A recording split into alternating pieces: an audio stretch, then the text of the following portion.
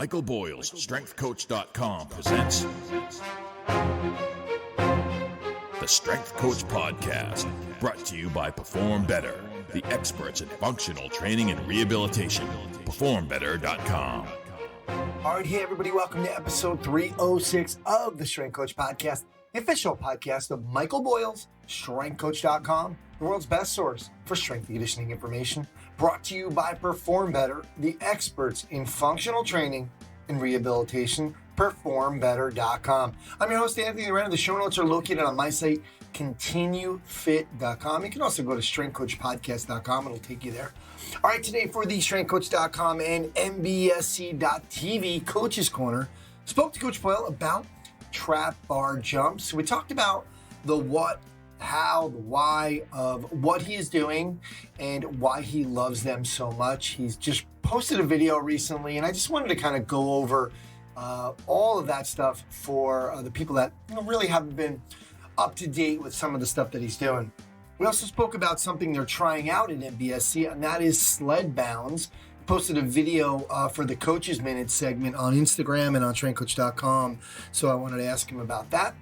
All right, for the Naamly Hit the Gym with the Strength Coach segment, I have on Brent Welsh. He's a professor at Humber College and the University of Guelph-Humber in Toronto. He's a frequent StrengthCoach.com contributor for a long time. So Coach Boyle really wanted to get him on because he had a great way of explaining some of the energy system development work in threads. So he did a special presentation for us called Does Targeted ESD Really Exist? So we have that on StrengthCoach.com, and I wanted to ask him about it to expand on certain things.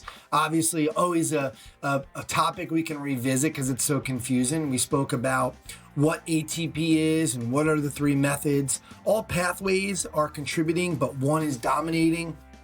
He gave a great soccer example to kind of talk about different times when you're in each of the different pathways. We talked about research on using intervals, rest periods, and peak power. We talked about, is weight training enough for the aerobic piece? Coach Boyle's kind of been a big fan of that for a long time. We also talked about heart rate max for recovery. Lots of stuff. It's a great complement to his webinar. Like I said, it's on StrengthCoach.com. Don't forget, Naamly is the member experience platform for modern training gyms. Helps you to build lasting relationships with your members so they stay longer and pay longer. It's an incredible tool that really puts all of your communication with your members in one place. And this allows you to keep track of that communication, which is so important for retention. We hear so much about marketing, but rarely about retention. This is the tool that will help you build lasting relationships with your members so they stay longer and pay longer. Guys, so important right now, especially as we struggle still through some closings and restrictions. Go to Naamly.com, Naamly.com. You can schedule a demo, to get a feel for what you can do with this incredible tool. Use the referral code StrengthCoach to get started on your free 30-day trial. All right, for the Train Heroic Data-Driven Coaching segment, Tim and Adam discuss the basic pillars of online marketing. They give some really good tips for social media, specifically, and how to kind of use your social media for marketing. Don't forget, Coach Boyle and I use Train Heroic to deliver all of our online training. They have plans to start as low as $10 a month, and they have a free 14-day trial. Mention that we sent you. You'll get a free 4-week athlete development program in your account, absolutely free. So it's a nice head start to kind of see what the programming can look like. If you're a coach looking for the best online training solution in the game, go to trainheroic.com to take your free 14-day trial. All right, for the Certified Functional Strength Coach segment with Brendon, Rearick, and Kevin Carr. Today's show, Kevin Carr starts a new series called Learn to Coach. It's all the variables needed to become an amazing coach. And in part one, he discusses how to have your very first conversation with a new client. All right, for the Fit to Speak segment, in this segment, Jenny Rearick will talk about some of the fundamental physical skills you need to be using when you speak, whether it's just to one person or a group of people or virtually. Specifically, she talks about eye contact, gesturing, and posture. All right, lots of things to get to, so let's get on the phone with Coach Boyle.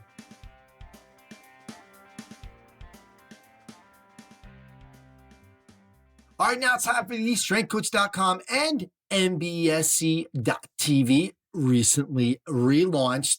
Got to check it out. It's really a pretty new site. This is the Coach's Corner with Coach Boyle. Don't forget, StrengthCoach.com is the world's best source for strength and conditioning information. You can try it out for 30 days, just $1. Access to all the articles, videos, programs, as well as the best forum on the net. It's the only place to have full access to Coach Boyle.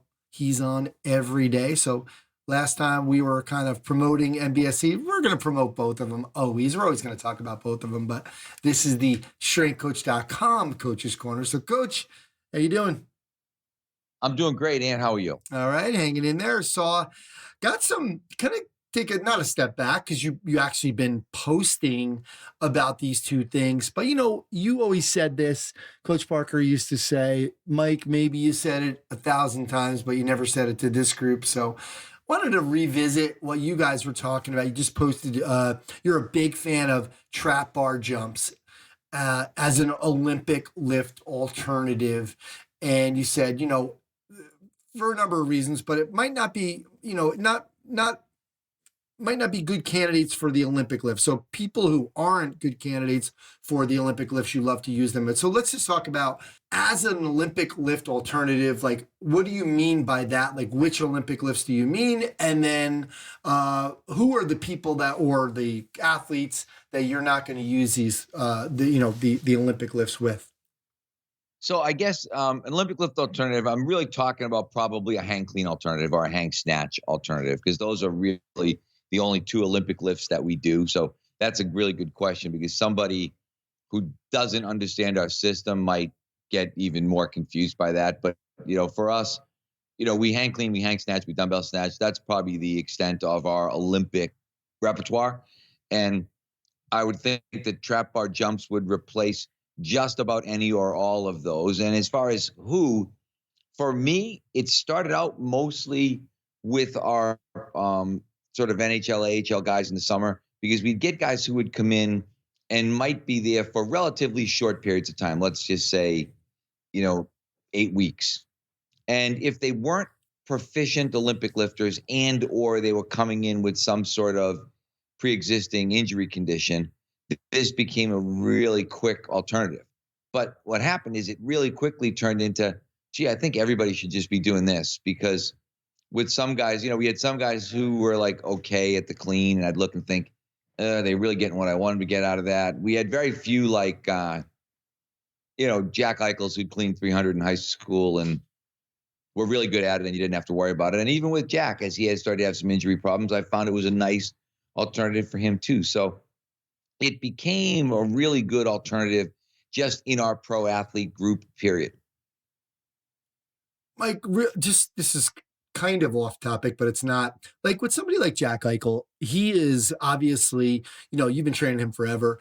You had him in high school. And then, so will you also kind of look at it like, man, Jack is a star in the NHL, and we got to be a little bit more careful. We're going to risk reward. Will you look at it with somebody who's making a lot of money, or will you just kind of throw all your pro guys into the same boat? No, well, I think I'm going to put the guy who's making a lot of money in that boat sooner. It's sort of like, getting to the lifeboats, get to the lifeboat faster. But, and with somebody like one, I'll go back. Ben Bruno and Steve Bunker trained Jack Eichel in high school. He just trained at Mike Boyle Strength and Conditioning. So I don't like taking credit for other people's great work. But yeah, I think as people get closer to the top, I take significantly less risk with those people, because you look at those people and think they're already really, really good at what they do. And now I have the potential to either help them get better or maybe potentially make them worse if they get injured. So I'm going to always take the lesser road, the easier road with these guys. With young kids, it goes back to the filet mignon beef jerky analogy that I always use, but I think it's a good analogy, as when you've got kids, young kids, they're kind of hard to hurt, to be honest. Yeah. They're not handling that much weight. They've got pretty resilient bodies. You get an NHL guy now, you take someone like Jack, who, is hoping to play, 80, 84 games. And then a lot of times, with Buffalo, if they haven't made the playoffs, we'll go over playing the World Championships. So, the reality is these guys are all going to play, 100 plus games over maybe 9 months. And so, it's almost a game every third day when you kind of do the math.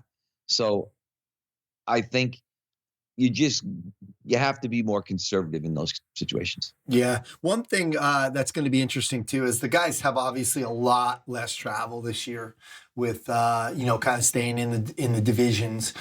So a team, especially like in the New York area, in the metropolitan New York area, playing the Islanders, playing the Rangers, Devils, those guys, they're not doing much traveling as it is.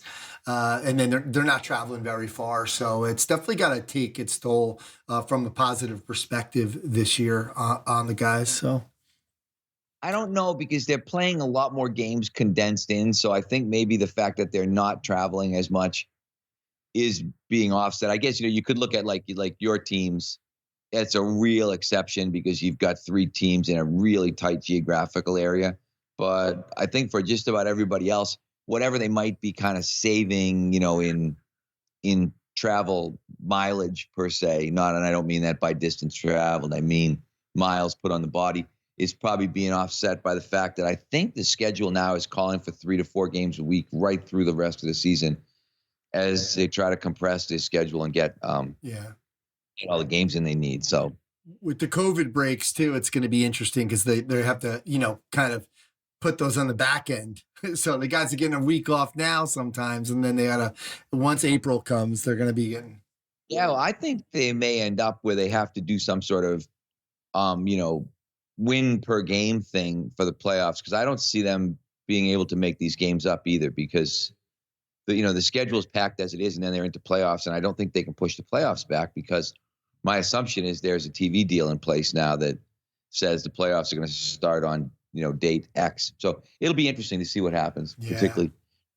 Coach, with the trap bar, just for people that haven't heard it, you said you're going to select weights initially based on a percentage of the best vertical jump. We look for about 70% of the best jump off the just jump mat. So let's say somebody, and I know people don't jump 10 inches, but if just for the sake of being easy. So if your best jump is 10 inches, you're going to look for a 7-inch jump with, like, what can they get? How can they get to 7 inches, 70% of their best jump with the highest weight? I always use 30s. 30s are pretty good.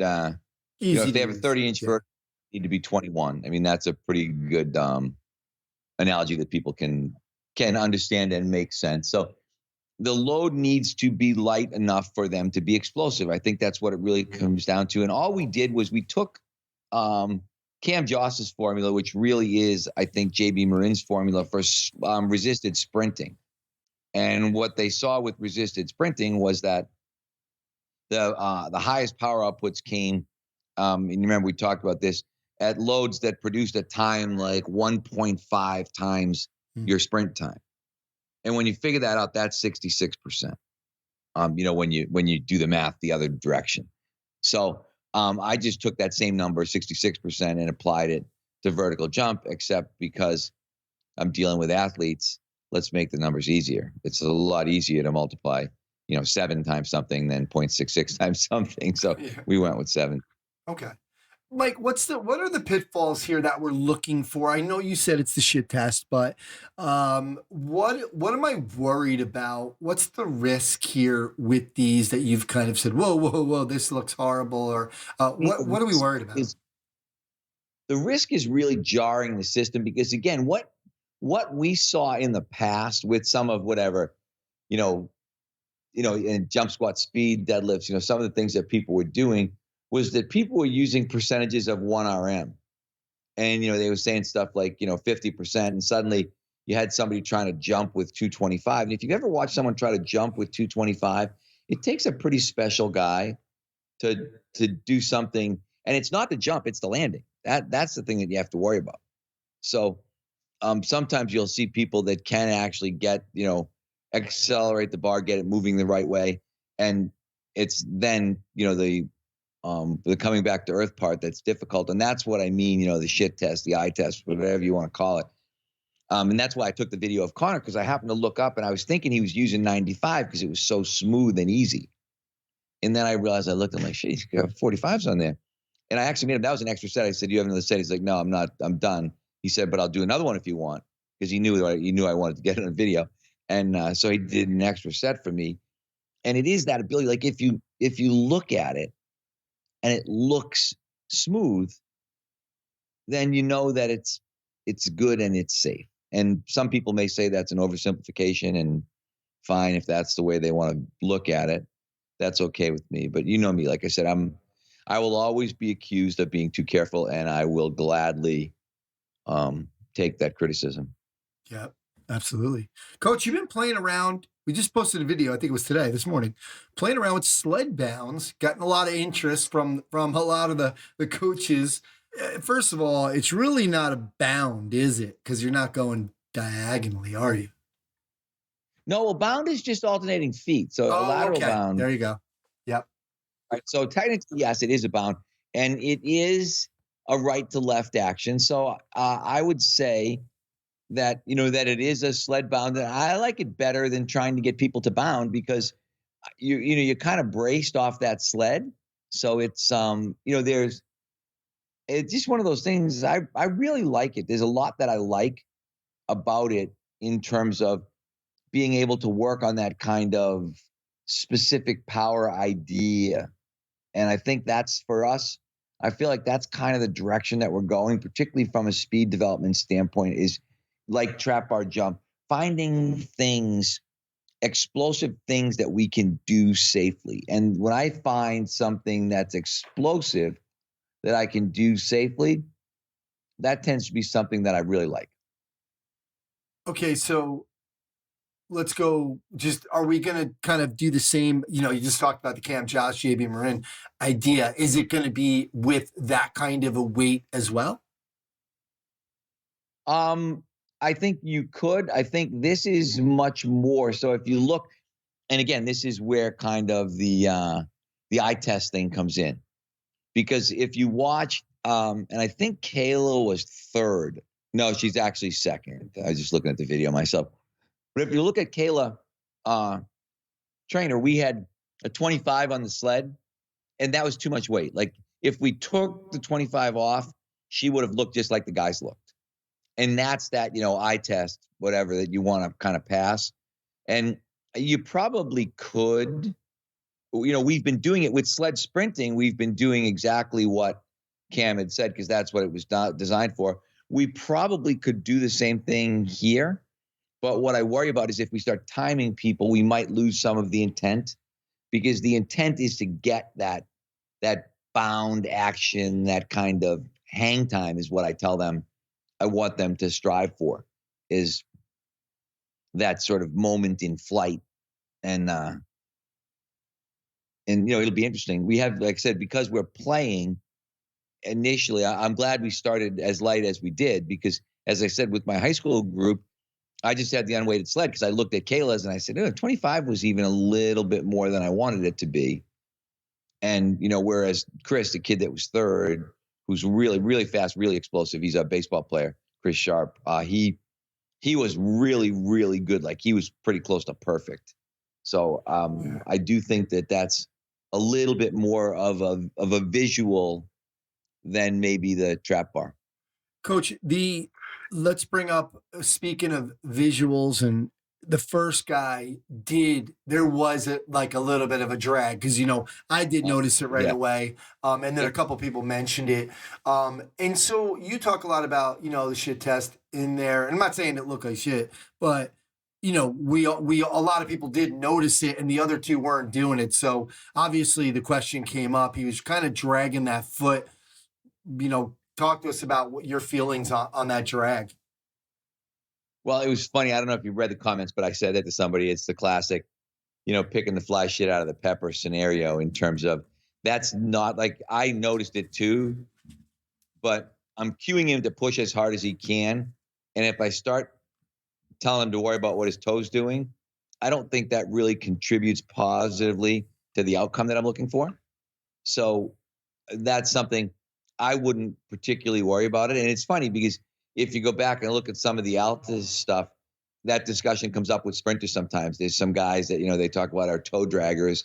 And to me, in our kind of situation and in our setting, that is not something I'm going to concern myself with. But it's typical internet in terms of, people watch, they watch it over again, they pick it apart. Because there were at least 3 comments that all asked. The funny thing is they all asked the same question, and none of them read the other comments. They only read their own. So, I kept saying, go look above. I already answered that question. I'm not answering it 3 times in 3 different comments. But I generally, that wouldn't be a huge concern for me. Let's put it that way. All right, good stuff. All right, well, we're interested in seeing how that kind of plays out, and maybe eventually, we'll talk a little bit more about what, where you settled in on the weights and whether or not you ever said anything about the foot drag. So, Coach, thanks for doing this, and we'll talk to you next time. All right, thanks, Ant. I appreciate it. Hey guys, just a reminder, the Perform Better app is live. It features amazing presentations from last year's virtual summer seminar series, as well as some top presentations from earlier functional training summits. They also have a new webinar series that we're going to talk about in a minute as well. And they feature education from some of the world's best trainers, coaches, and therapists, all for free. You know where to get it. Go to the Apple Store, or you can get it on Google Play. All right, they've also been doing a weekly webinar series, and coming up on March 2nd, Michelle Dalcourt will do Preparedness, Augmenting Health and Human Performance. We have webinars coming up from Charlie Weingroff on March 9th and Lee Burton on March 16th. So every Tuesday around 2 o'clock Eastern, they are doing these. Also, check out the sale and free shipping on orders over $49. Check it all out at performbetter.com.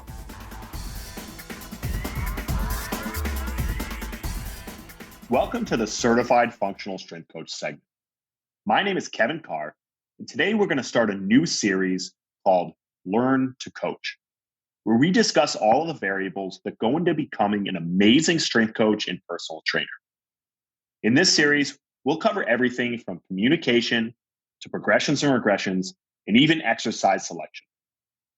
Today, in part 1 of the Learn to Coach series, I want to start at the very beginning and discuss how to have your very first conversation with a new client. When you first talk to your client on the phone, when they first step into your facility, what questions do you ask? How do you find out what is motivating them to train? How do you begin setting goals? And how do you start your training relationship out on the right foot? Deep down, everyone wants to talk about themselves, but often in an intimidating atmosphere like a gym, a new client will naturally want to defer to the trainer and will prefer short one-word answers in hopes of pleasing the coach and accelerating the conversation. The key here as a coach is to ask better questions. Choose to ask open-ended questions that require longer answers and will motivate the client to talk about themselves. This encourages the client to open up more and will allow you to find out more about the client in the initial interview. Instead of asking questions like, have you ever worked out with a trainer before? To which they could simply answer yes or no.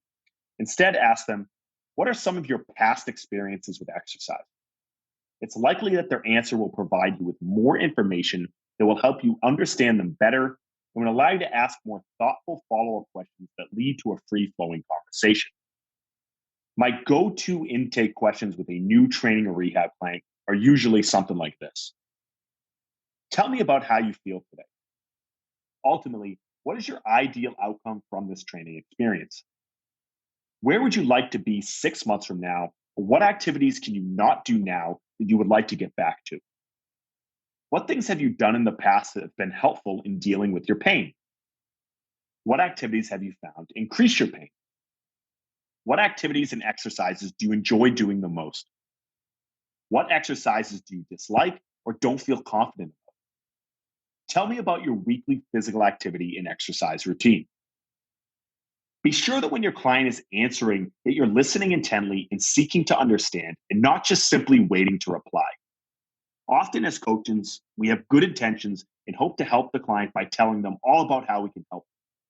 But as a result, we find ourselves dominating the conversation and at times even interrupting them and cutting them off. In fact, a study looking at physician and patient interviews found that physicians actually interrupt their patient an average of every 20 seconds, limiting the patient's ability to share their concerns.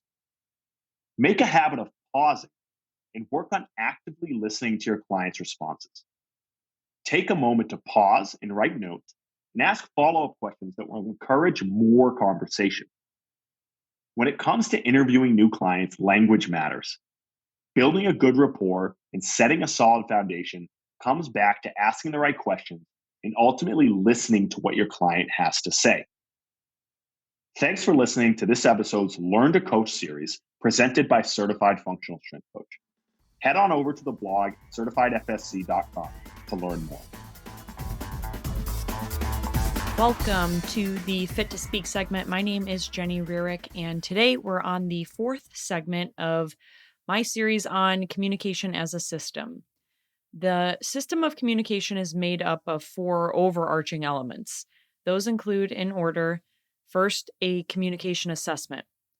Before you communicate, you need to think about who's on the other end and what they need from you in order to understand your message. Second is message organization. That's how you structure what you want to say so that your message is easy to follow along with. Number three, message translation, which was in my last segment, and that is what medium you choose to share your message and then how you make the most of that medium. And finally, fourth is delivery. If you're going to speak, how to do it so that your body and your voice help your message instead of get in the way. Today, we're on that fourth element, message delivery. If you decide to share your message verbally, there are a few cues I'd like to give you so that you can be more effective. What do I mean by effective? That what you do with your body and your voice, outside of the actual words you choose to use, don't distract your listeners from your message. Something I tell my clients is that there isn't a right and a wrong way to communicate, but there is more effective and less effective. It's on a spectrum. And the more aware you are of how your body and your voice impact how your message is received, the closer you'll move to being more effective. In this segment, I'm going to focus on what to do with your body, specifically your eyes, your hands, and then your posture.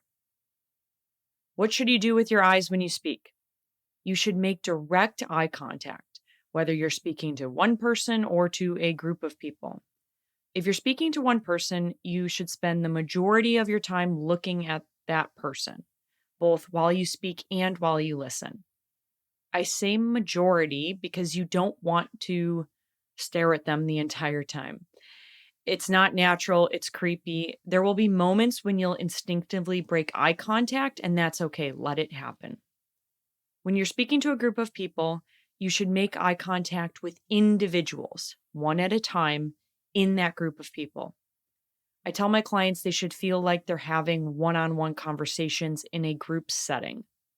So you look at one person and you say something. You then stop talking, you find someone else to look at, and you continue with your next thought or sentence. And you continue to repeat that process. Looking at people while you speak to them will convey confidence. It builds trust. People will know you're paying attention. It makes people feel cared about. A few ancillary benefits are that it also slows down your pace of speaking. It tends to reduce the number of filler words you'll use, and you'll take in less sensory information from your surrounding environment, which allows you to think more clearly. Next, we're going to talk about what to do with your hands. You need to use them, and people need to see you using them, both in person and virtual if you're on a video call. Actively gesturing with your hands will help you convey your passion for what you're saying. It will help people better understand what your words mean, and it makes you interesting to watch. People who don't use their hands when they speak are less engaging than those who do. Remember, your goal is to move on the spectrum toward more effective. Using your hands makes you more effective. The final physical skill is posture. Generally speaking, your body should be still when you're speaking. Your arms should be actively gesturing, but the trunk of your body should remain still. Speakers who move constantly when they speak, either standing or if they're swiveling around in their chair, are extremely distracting. It's difficult to listen to what someone is saying if they're constantly aimlessly moving around. There's just too much going on. I coach my clients to be like a tree. Your trunk should be steady, you're rooted into the ground, while your branches, which in this case would be your arms, move around in the wind. That's what I have for you today. If you liked what you heard and you want access to a PDF that details what you just listened to, visit the Fit to Speak website, www.fit-to-speak.com. I also offer one-on-one coaching. If you're looking for help building and designing a presentation, you'd like to improve your speaking or presentation skills, or you're planning for an upcoming important professional conversation, I can work with you directly. Email me at fittospeak@gmail.com. That's FITTOSPEAK@gmail.com.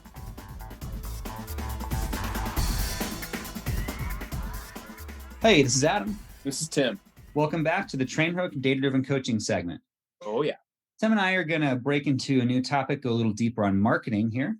Yeah. And to refer to something we said before, we mentioned, one of the best strategies is that you ought to be posting to social constantly, or consistently, rather.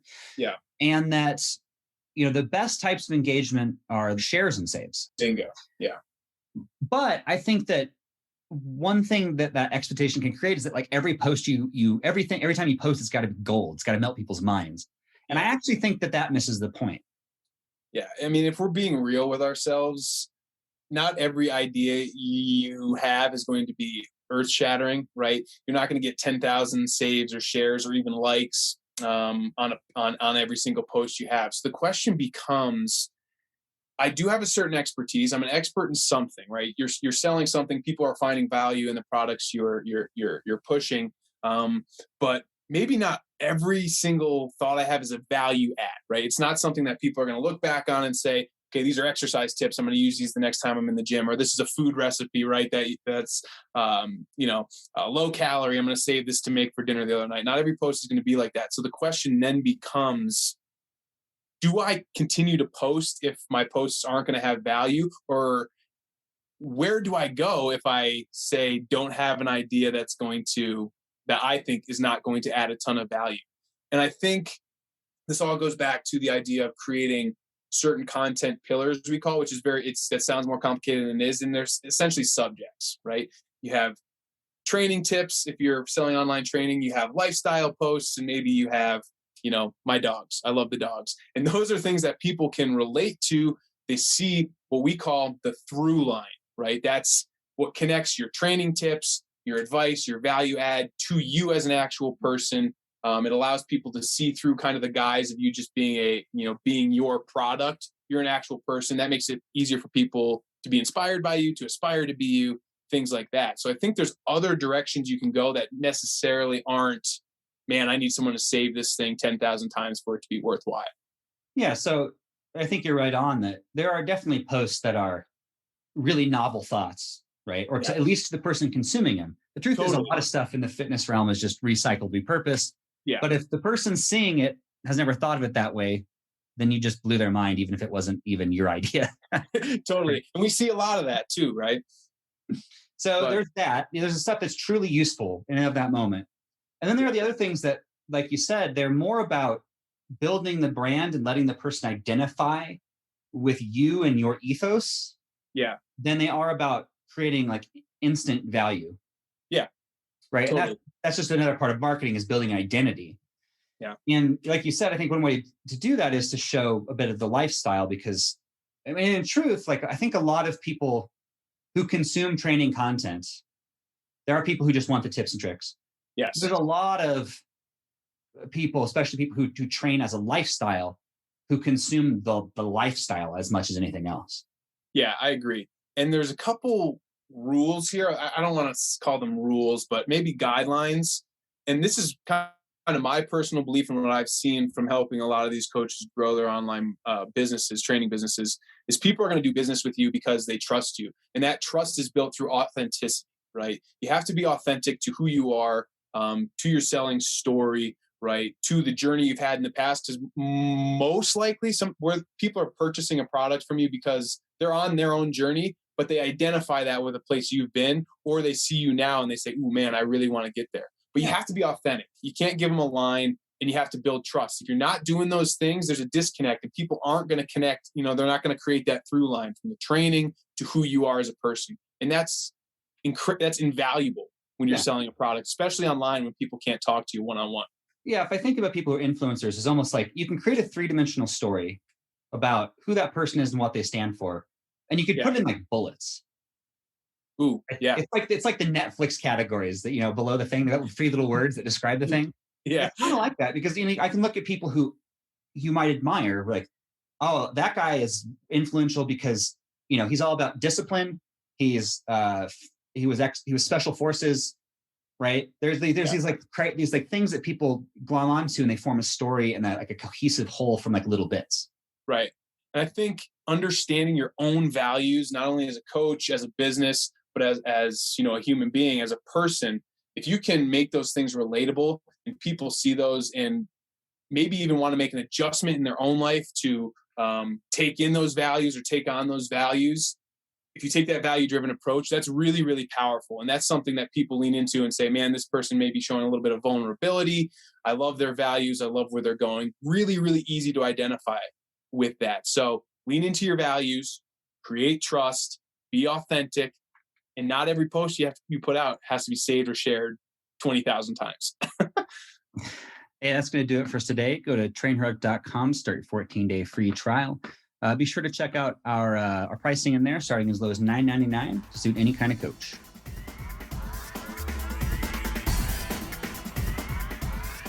All right, now it's time for the Naamly Hit the Gym with the Strength Coach segment, brought to you by Naamly, the ultimate retention tool designed specifically for fitness coaches and gyms to help your members stay longer and pay longer. Go to Naamly.com, Naamly.com. You can schedule a demo, see what they're all about, how you can use this tool.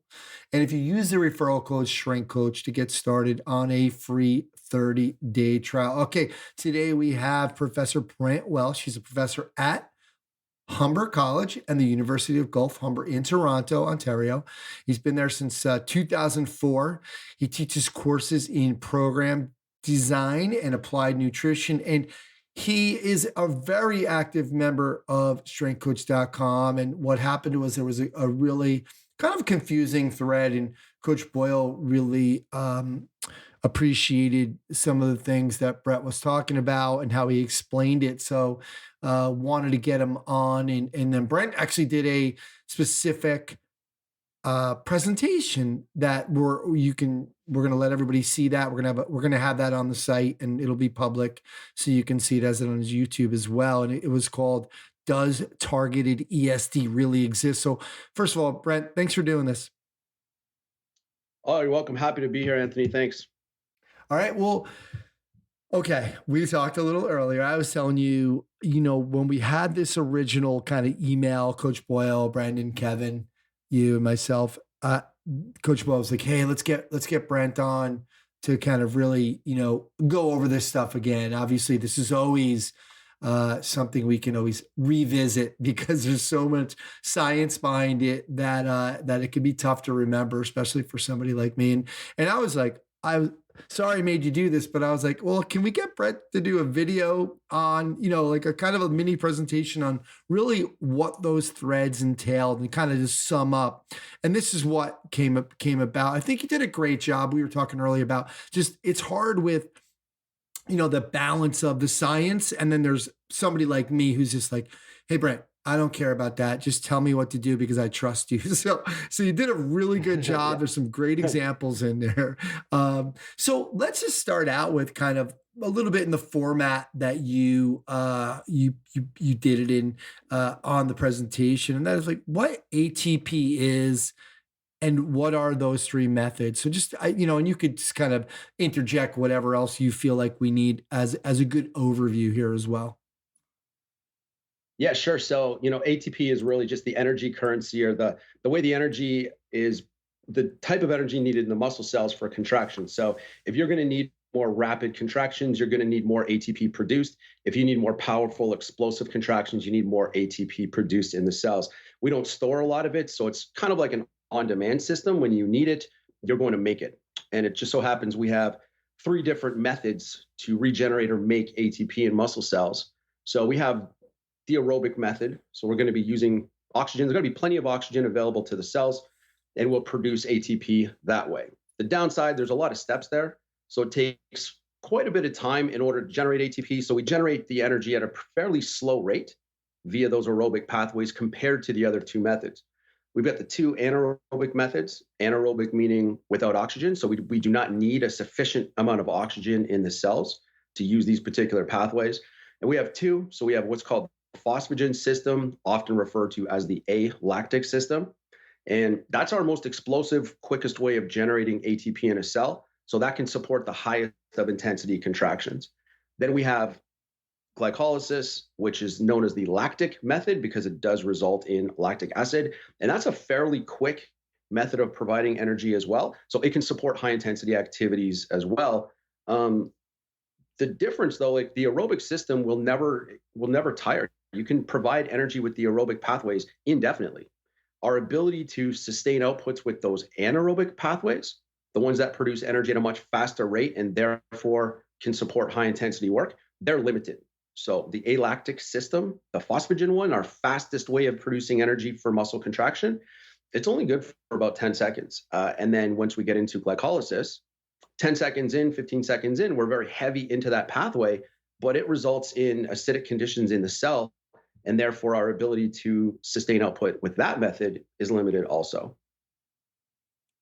Okay, so if we kind of read this, and this is kind of a thought that came in my head, and you dispelled this in the presentation as well, is it seems like, okay, cool. It's not so black and white though. Like, 1 to 10 and then 10 to 30. And actually we were told the ATP, the lactic, right? What used to be taught was a little bit longer, wasn't it? Up to about a minute, right?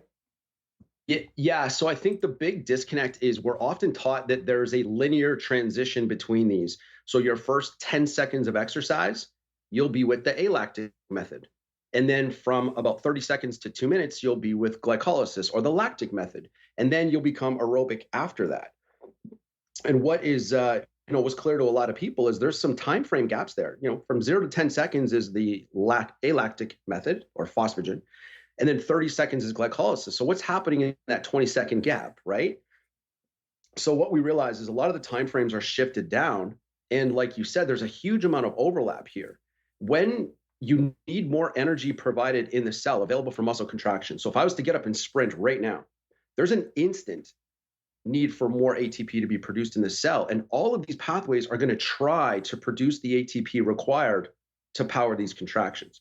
It just so happens I have such rapid contractions that it's only the CP method that can meet that demand of the muscle for the speed I'm going.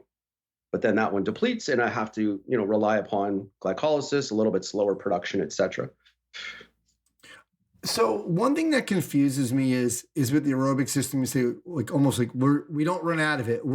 It's always going to be good. Then, so can you kind of expand a little bit more on why we're not really there? Is it because there's always going to be oxygen being provided? I don't really completely understand that piece of it.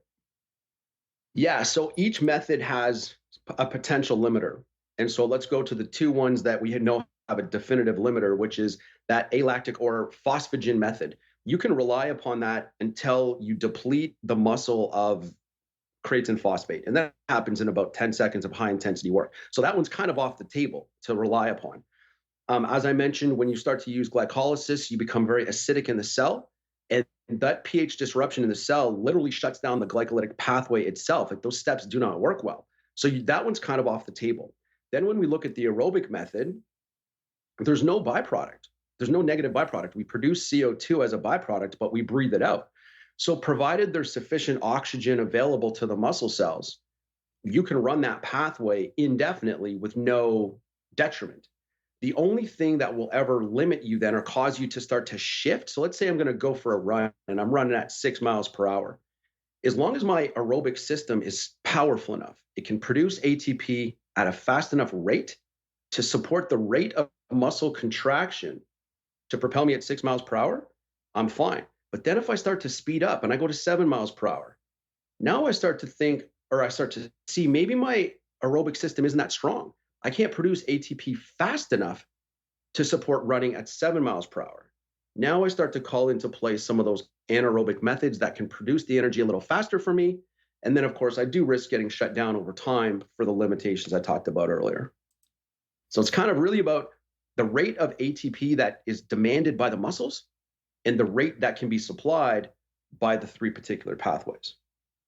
Okay. And where does lactic acid fall into this? Because we've heard I've heard kind of conflicting viewpoints on whether or not it really is lactic acid, et cetera, et cetera. Can you give us an overview of what lactic acid is and how it's going to affect us?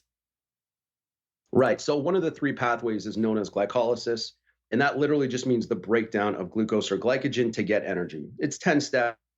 We end up getting ATP out of it. And when we run that pathway, we run it in aerobic conditions. So me and you right now are both breaking down glucose and glycogen via glycolysis, and we're getting some products. If we happen to be in the scenario that me and you are in now, where plenty of oxygen available, neither of us is wheezing or out of breath, those products go on to continue into the aerobic pathways, Krebs cycle and other cellular mechanisms. But when we run this pathway, glycolysis, with insufficient oxygen available to the cells, so as we normally do in sport under high intensity conditions, the products of glycolysis will produce lactic acid.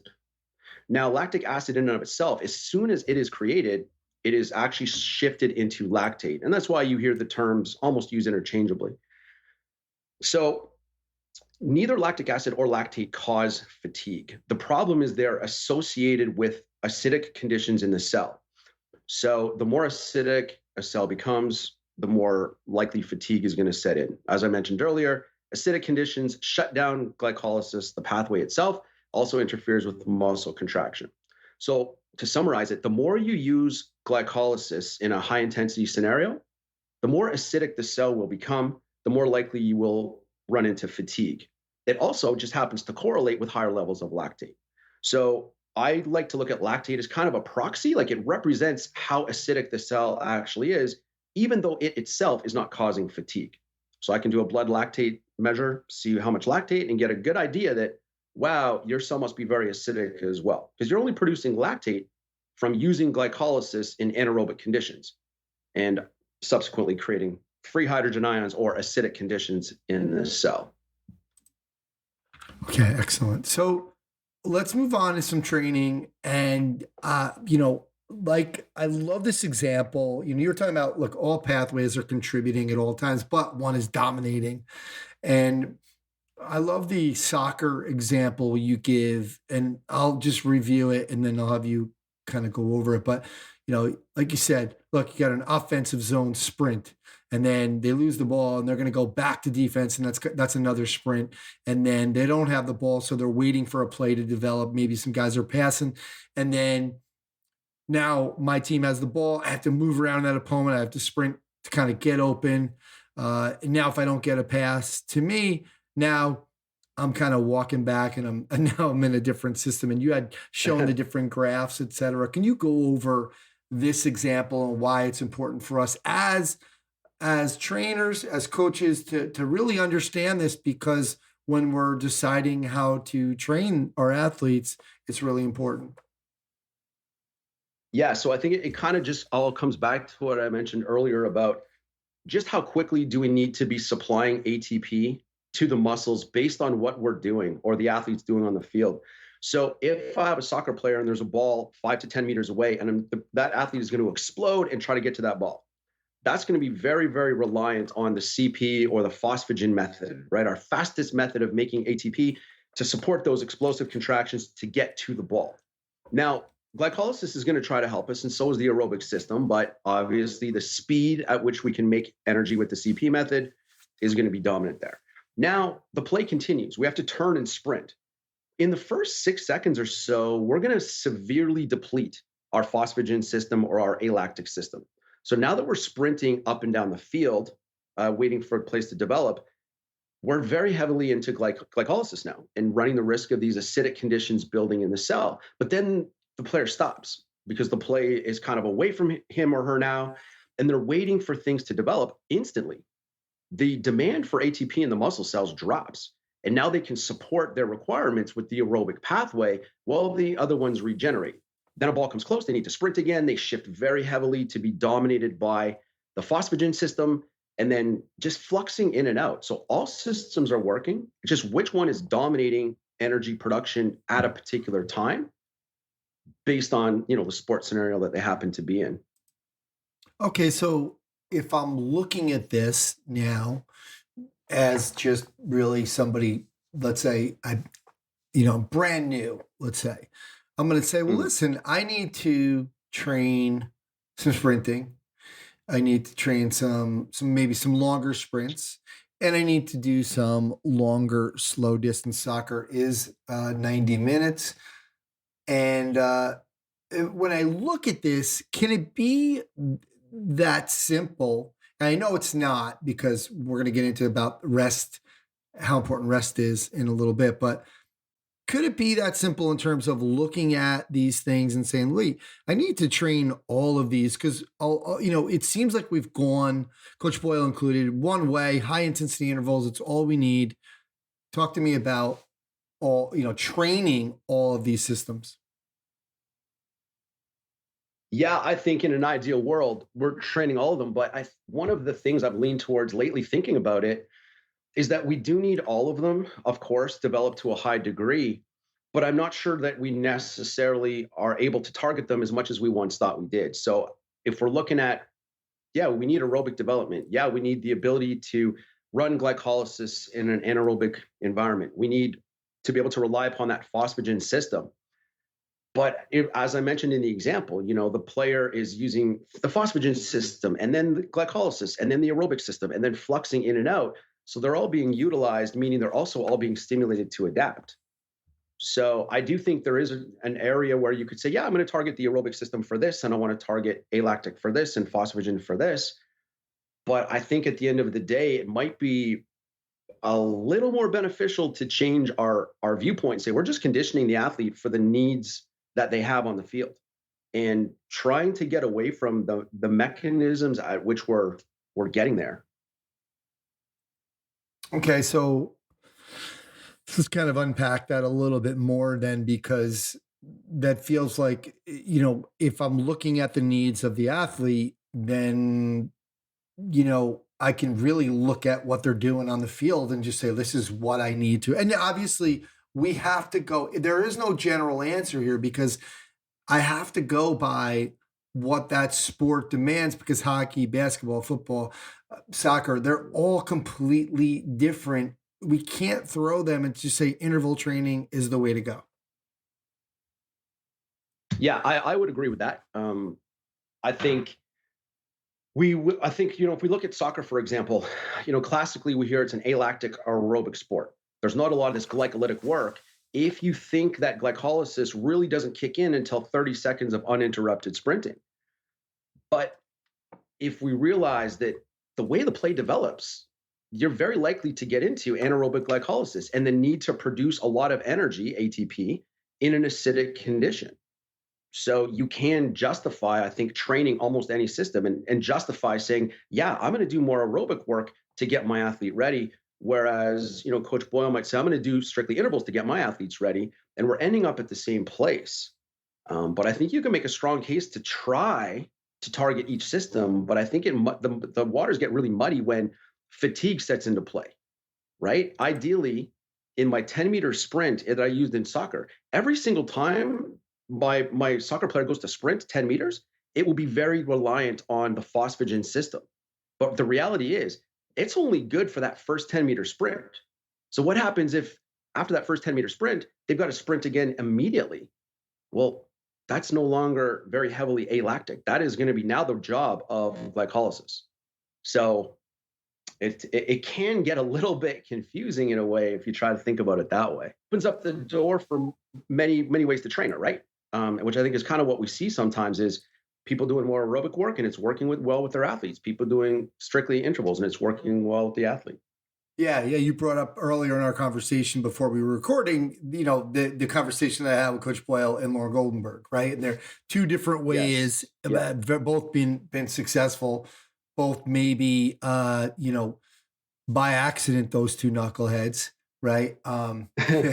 But seriously, some of that and what I kind of learned looking at your, what you were talking about in this presentation, it can be by accident. I mean, I think because one of the reasons why is you brought up about the rest and listening to some of the guys, like for example, Strong First, Brett Jones, Pavel, talking about using power, not resting enough there, and then we're looking at this. You were bringing up with the intervals, repeated sprints, and what they were looking at. And I want you to talk about this. I think it was the 30-second ones, but there wasn't enough rest. So by the third set, there was so much of the aerobic system that was coming in that we were really probably training the aerobic system at that point and not training what we thought. Am I right on that? Yeah. And I think 100%. And that's kind of goes back to that sport example where in a singular sprint, anytime you're going to be about 6 to 10 seconds of maximal effort is not 100%, but very heavily reliant on that phosphagen or alactic system. But then those resources deplete and you can't really rely very heavily upon that particular method of making energy anymore until those resources are replenished or you recover. So as you repeat a sprint, and I'll get into the 30-second repeats that you talked about as an example. So in a 30-second sprint, there's a couple interesting facts in how the energy is made over the 30 seconds. The first 6 seconds is a really good split between the phosphagen system and anaerobic glycolysis. From 6 to 15 seconds, if you continue to go as fast as you can, these were done all out maximal sprints on a cycle. From 6 to 15 seconds, you're already extremely glycolytic. By the time we get to the 30-second time frame, we're fairly aerobic already. Now that's in the first sprint. But what just happened there? We depleted our CP system and we created a bunch of acidic conditions in the cell by using glycolysis. They used 4 minutes of rest in this particular study. When they repeated this sprint, the first 6 seconds was fine. It was still very alactic, the phosphagen system, the most powerful one that we want. But the rest of the sprint was pretty much handled by the aerobic system, which is crazy because a 30-second sprint, no one would think it's going to be very, very reliant on aerobic energy production. But it was. So the take-home message is the more you repeat a sprint, and this was even done in 6-second sprints, the more you repeat a sprint, the more aerobic it becomes because you progressively deplete either the CP resources or progressively end up with a more acidic cell where you're forced to turn to aerobic energy production. And if you see this with athletes, right, the first bout, they hit really high power outputs.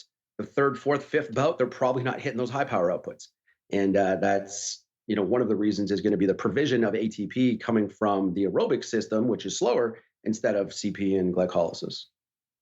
So if I really wanted to truly train these systems, like I think it was almost like a 9-minute rest, right? That, obviously a lot of times we don't have time for that, but let's say we did. Let's say, it's off season and people can come in for a couple hours. We would need like almost up to a 9-minute rest and we could keep, and how would you determine by using peak power to whether or not they're starting to decline? Yeah. So, we can talk about the restoration time for CP or the alactic system tends to be about 3 minutes or so. Will get you about 75% restoration.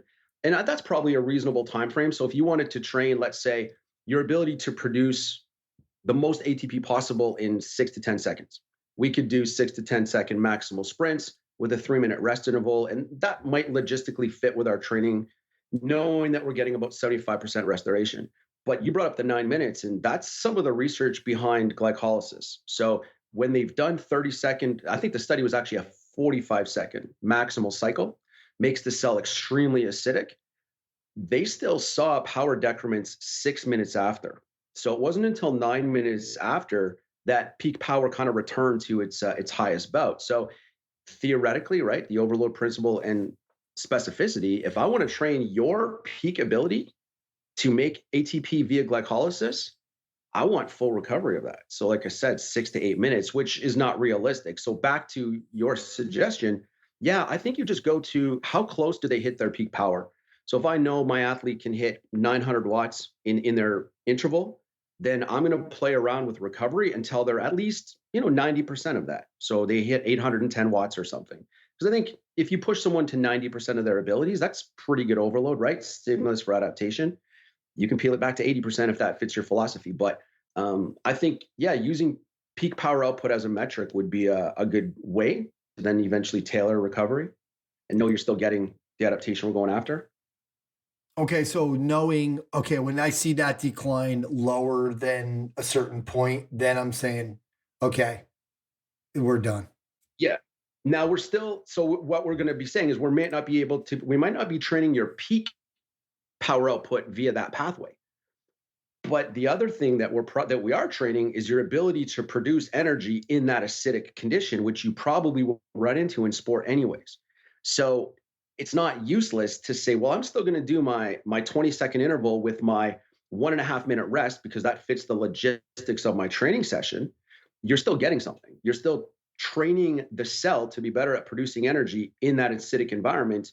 And as I said, athletes are most likely going to run into this acidic environment on the field or on the ice anyways. So how can I, if I looked at this too and said, like you said, they're going to run into that environment. How much are you decreasing? Like we see people get crazy with, obviously, for example, when the Tabata stuff was really popular, when it first came out and people were just not recovering at all. How much can we decrease that rest without kind of quote unquote wasting our time? Yeah, I think that's going to be really individual. And that's one of the reasons I really like, when Coach Boyle put out just rest until you hit a certain heart rate. Heart rate is not just representing cardiovascular recovery. There's a bunch of other inputs that affect heart rate, CO2 levels, hydrogen ions in the blood affect heart rate and stuff like that. So using, and even the metric of, do you feel ready to go? How ready does the athlete feel to perform that next particular sprint can be a good way to try to split the difference, right? Or as I said, using that kind of power output as a metric. But the more you reduce rest interval, the more it just becomes work for the sake of work. Now, again, as unscientific that is, I think it still does probably improve performance because, again, all these energy systems are doing their best to contribute to energy production. And when you get fatigued on the court, on the field, what have you, they're going to do their best. So, again, I think the Tabata protocols, I don't like them. I don't like the negative work to rest ratios. But if people are doing them, they're probably still getting some results with their athletes. So. Now with the heart rate recovery, I think you said it was 60%. So let's just use an example of young athlete, 200 is their max. If they get to, so they do that interval, 10-second. Now I just wait when they get to 120, that's 60%. Boom, they got to go again, right? Yeah, and then I would definitely be monitoring it. I like the idea of, when I mentioned hitting 90% of their power output. So that first interval, they hit 700 watts. That second interval, they hit their 60% of their heart rate. I say, you go, and I'm going to see what wattage they end up hitting and holding and make a judgment call. How recovered were they? And if we're doing sprinting, timing gates, meters per second, you can look at that stuff too. And then you're in a better position to make an educated decision. And I like the power output goal for the athlete because they're looking at the bike. And you tell them, you don't necessarily have to go as hard as humanly possible, but just hit 610 watts on this bout, and I'm going to be really happy. Yeah, that is. I have a hockey player, and he doesn't have a heart rate monitor, and so we were using the watts, so he knows every like last number, and he looks at the average. He knows all of those numbers, so it is interesting. I want to talk to you about, I know Coach Boyle always would use the example of, look, we're getting, because obviously they had the heart rate monitors on, like the MyZone, and so while they were lifting or in their warm up, and then while they were lifting, and let's say they were getting in, a certain, using the aerobic pathway, and he felt like that was enough. But Joel Jameson was the first one that I heard talking about, look, weight training is not, you can't get your aerobic work during weight training because it's a totally different stimulus. What are your thoughts on that? Yeah, I would tend to agree that it's a totally different stimulus. And I think we have to look at the reason that the heart rate is elevated when we do aerobic work versus the reason the heart rate is elevated when we do anaerobic work or lifting. So when I go for a steady state run, the increase in heart rate is proportionate to the oxygen demands and oxygen use of the muscles. And this is why you can do predictive VO2 max tests by getting a heart rate during a steady state test. But when we go to lift, we see a complete disconnect between the heart rate and how much oxygen is actually being used by the body. But if we think about it another way, one of the reasons that the heart rate gets elevated when we lift is because the nervous system gets hyped up because we need motor unit recruitment. We have all this stability going on, et cetera. So a heart rate of 140 beats per minute while you're doing med ball work, plyos, or deadlifts is a completely different stress than a heart rate of 130 beats per minute when you're out there doing steady state work. And you really disappointed me earlier. You were using the caffeine example. I thought I was getting my aerobic work, do it in the morning coffee. Yeah, I think that's another good way to say it, right? If I was to take a bunch of caffeine and get my heart rate to 130 beats per minute, there's no way that's going to develop my aerobic system. My heart rate is only elevated because the caffeine is stimulating my nervous system. And that's kind of like what happens when you're lifting. Instead of caffeine stimulating your nervous system, it's epinephrine and these other hormones, and the system is excited almost as a byproduct because you're trying to lift weight and do explosive work. So the other reason that this doesn't quite work out well to get cardiac output work via lifting as opposed to steady state work is what happens at the heart itself. So cardiac output is the maximum amount of blood ejected from a heart in 1 minute. That's really, really important for aerobic performance because the amount of blood ejected from the heart in 1 minute determines how much oxygen is being made available to the muscles in 1 minute. One of the key drivers of having a big cardiac output is a big left ventricle. And you get that in steady state work because when the blood returns to the heart in a rhythmical fashion, it stretches out the heart. And over time, you get a bigger left ventricle. And that might happen at, let's say, 140 beats per minute. Well, now if I'm lifting at 140 beats per minute, I don't have blood returning to the heart in a nice synchronous manner because my heart is actually beating a little bit too fast because of the sympathetic stimulation to lift and for motor unit recruitment. And we refer to this, without getting too cellular, as ventricular filling time. When you're lifting, there's not enough time to fill the ventricle and stretch it like you would have in steady state work. So is there an aerobic stimulus? 100%, because as we talked about earlier, anytime the cells have to do more work, there's going to be an aerobic stimulus. And when we're doing, repeated interval style work, the aerobic system gets called upon more and more and gets stimulated more and more. But it is no way equivalent to steady state cardiac output work, in my opinion. Yeah. All right. Good stuff. All right. Well, let's finish up. I just want to give you an opportunity to, like I said, you've been a long time contributor to strengthcoach.com and, kind of seen some of the, what people talk about or some of the different myths that you've had to dispel. What would be, just give us an overview of like for the average trainer out there that's really, maybe struggling with this to understand a lot of this stuff.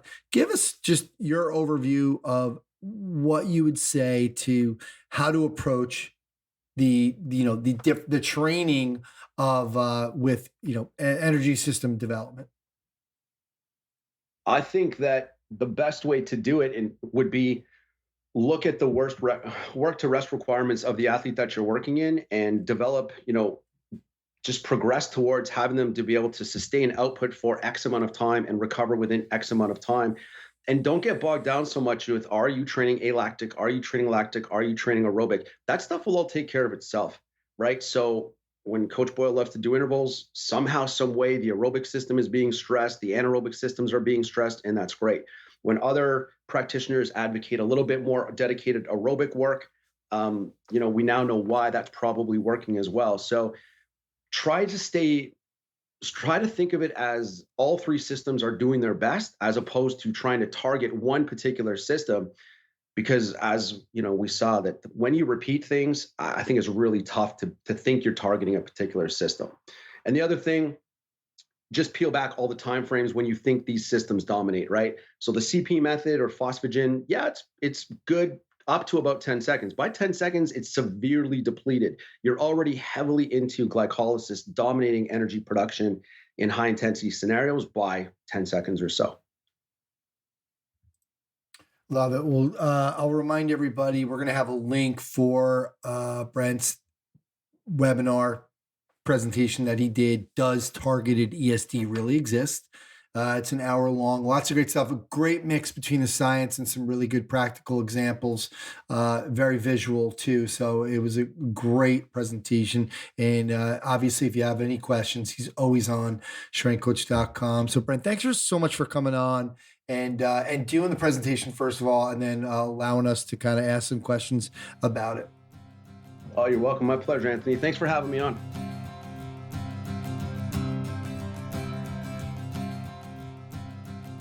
All right, that's going to do it for episode 306 of the Strength Coach Podcast. Remember, you can try strengthcoach.com out 30 days, just $1.